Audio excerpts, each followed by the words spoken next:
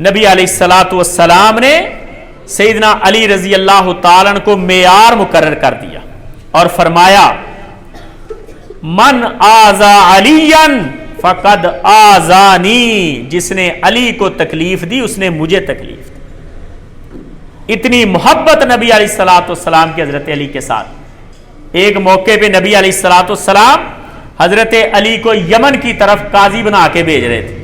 اور حضرت علی نے کہا اللہ کے رسول کسی اور کو بنا کے بھیج دیں، مجھ سے کہیں کوئی غلط فیصلہ نہ ہو جائے۔ نبی علیہ السلام نے فرمایا میں اللہ سے دعا کرتا ہوں کہ اللہ تجھے ایسی ہدایت دے جس کے بعد کبھی گمراہی نہ، اللہ تیرے دل کو سیدھا کر دے، اللہ تیری زبان کو مضبوط کر دے۔ سیدنا علی رضی اللہ تعالیٰ عنہ کہتے اس دعا کے بعد میں جب بھی فیصلہ کرنے کے لیے بیٹھا اللہ کی مدد ایسے نازل ہوئی کہ کبھی میرے فیصلے پہ کسی نے اعتراض نہیں کیا۔ یہ نبی علیہ الصلوۃ والسلام کی دعاؤں کے بعد۔ اور جب بعض صحابہ نے حضرت رسول اللہ صلی اللہ علیہ وسلم کو سیدنا علی کے بارے میں کچھ شکایات کی تو نبی علیہ السلام نے فرمایا ایھا الناس، اے لوگو لا تشکو علیا، علی کی شکایتیں نہ لگایا کرو، میں اللہ کی قسم اٹھا کے کہتا ہوں علی اللہ سے بڑا ڈرنے والا ہے، اس کی شکایتیں لگانے کی تمہیں ضرورت نہیں ہے۔ اور سیدنا علی رضی اللہ تعالیٰ عنہ کی شہادت کی خوشخبری نبی علیہ الصلوۃ والسلام نے اپنی زبان سے دی جب احد پہاڑ پہ کھڑے تھے، اور سیدنا علی رضی اللہ تعالیٰ عنہ، حضرت ابو بکر صدیق، سیدنا عمر، سیدنا عثمان اور سیدنا طلحہ، زبیر اور سعد بن ابی وقاص موجود تھے۔ نبی علیہ السلام نے فرمایا اے احد پہاڑ ٹھہر جا، تیرے اوپر ایک نبی اور ایک صدیق اور باقی سارے شہید کھڑے، اور ان میں سیدنا علی رضی اللہ تعالیٰ عنہ، حضرت عمر اور حضرت عثمان اور دیگر صحابہ موجود تھے جو سارے اللہ کے فضل سے نبی علیہ السلام کی پشین گوئی کے مطابق شہید ہوئے اور جنتوں کے مہمان بنے۔ اور اتنی محبت نبی علیہ السلام کی، ایک بار سیدنا جابر بن عبداللہ کہتے ہیں رسول اللہ صلی اللہ علیہ وسلم ایک باغ میں بیٹھے تھے، اور باغ ایسا تھا کہ اس کے ارد گرد باؤنڈری وال لگی ہوئی تھی، دروازے پہ دستک ہوئی، نبی علیہ السلام نے فرمایا جابر دروازہ کھولو اور جو بھی آئے اسے جنت کی خوشخبری دینا۔ کہتے میں گیا، جا کے دروازہ کھولا، سامنے سیدنا ابو بکر صدیق رضی اللہ عنہ، میں نے جنت کی خوشخبری دی اور میں نے اجازت دی۔ پھر دستک ہوئی، میں گیا اور نبی علیہ السلام نے فرمایا پھر اجازت دے دو اور ساتھ جنت کی خوشخبری بھی دے۔ کہتے میں گیا اور سامنے سیدنا عمر رضی اللہ تعالیٰ عنہ، اس کے بعد نبی علیہ الصلوۃ والسلام نے تیسری بار کہا کہ دروازہ کھولو، جنت کی بشارت دو، لیکن ساتھ میں بتا دینا کہ کچھ تکلیفیں ہیں جو تمہیں برداشت کرنی پڑیں۔ کہتے میں نے جا کے دروازہ کھولا تو سیدنا عثمان رضی اللہ عنہ، میں نے ان کو بتایا کہ آپ کے لیے جنت کی خوشخبری تو ہے لیکن کچھ تکلیفیں۔ کہتے کوئی بات نہیں، اللہ مددگار۔ کہتے تیسری بار دستک ہوئی، میں دروازہ کھولنے کے لیے گیا، نبی علیہ السلام نے فرمایا دروازہ کھولو، جنت کی بشارت دو۔ کہتے میں جب دروازے کی طرف گیا میں نے پیچھے مڑ کے دیکھا اور نبی علیہ الصلوۃ والسلام کھجور کی ٹہنیوں میں سے دروازے کی طرف دیکھ رہے ہیں اور دعا کر رہے ہیں اللہم ان شئت فاجعلہ علیا، اللہ تیری مرضی ہو تو تو اس چوتھے شخص کو علی بنا دے۔ کہتے میں نے جا کے دروازہ کھولا تو سامنے سیدنا علی رضی اللہ عنہ، یعنی نبی علیہ السلام کے دل میں یہ خواہش تھی کہ چوتھا بندہ علی ہو جائے جس کو جنت کی بشارت۔ یہ نبی علیہ الصلوۃ والسلام کی حضرت علی کے ساتھ محبت، اور اللہ کے نبی کی پشین گوئیوں کے مطابق 40 ہجری کو پھر 24 رمضان کو سیدنا علی رضی اللہ تعالی عنہ کے اوپر حملہ ہوا جمعے والے دن فجر کے بعد، اور سیدنا علی رضی اللہ تعالی عنہ نے جام شہادت نوش فرمایا، اور ان کے بیٹے سیدنا حسن بن علی رضی اللہ عنہ نے ان کا جنازہ پڑھایا۔ عبد الرحمن بن ملجم یہ خبیث النفس شخص تھا، خارجی، جس نے سیدنا علی رضی اللہ تعالیٰ عنہ کو شہید کیا۔ اور سیدنا علی رضی اللہ تعالیٰ عنہ کے فضائل صحابہ ان کے بعد بھی ذکر کیا کرتے تھے، آپس میں باتیں کرتے اور سیدنا علی رضی اللہ تعالیٰ عنہ کے فضائل ذکر کرتے۔ سیدنا عمر خود کہا کرتے، کہتے مجھے کسی اور بندے پہ کبھی رشک نہیں آیا، مجھے علی کی 3 باتوں پہ ہمیشہ رشک آتا تھا۔ پہلی بات کہ نبی علیہ الصلوۃ والسلام نے اپنی بیٹی کا رشتہ سیدہ فاطمہ رضی اللہ تعالیٰ عنہا کا رشتہ علی کو دیا، اور دوسرا جب نبی علیہ الصلوۃ والسلام نے مسجد میں کھلنے والے دروازے بند کروا دیے تو حضرت علی کا دروازہ کھلا رہا، وہ بند نہیں ہوا۔ اور تیسری بات کہ نبی علیہ الصلوۃ والسلام نے جب یہ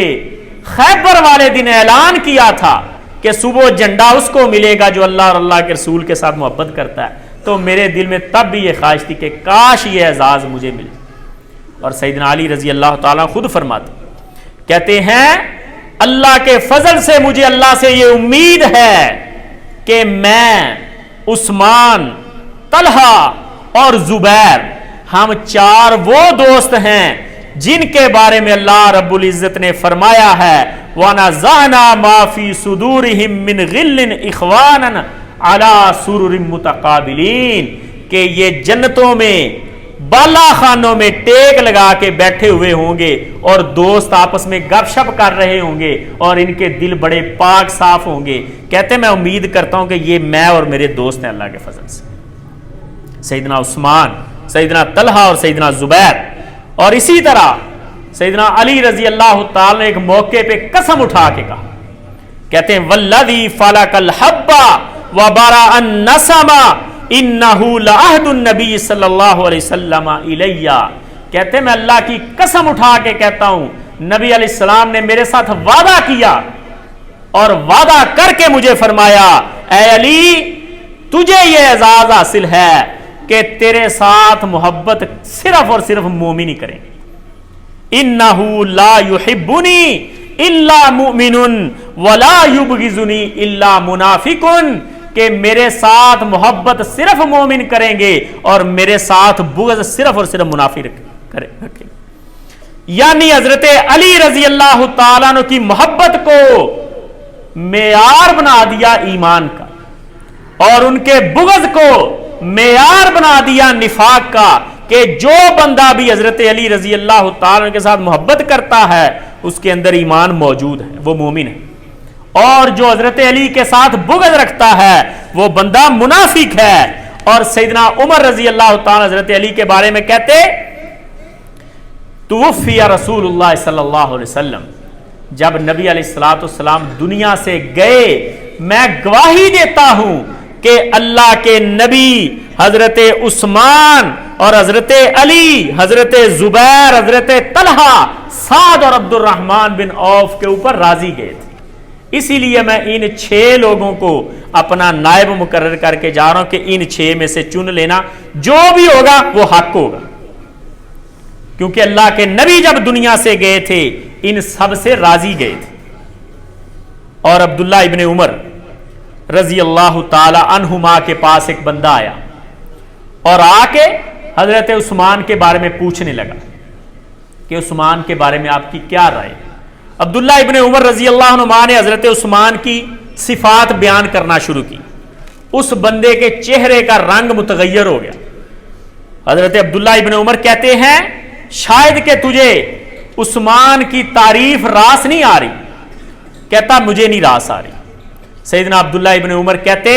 اللہ تعالیٰ تجھے ذلیل کرے، فَأَرْغَمَ اللَّهُ أَنفَكَ، اللہ تجھے ذلیل کرے کہ عثمان کی تعریف سن کے تیرا رنگ متغیر ہو گیا۔ وہ کہتا چھوڑو آپ مجھے علی کے بارے میں بتاؤ۔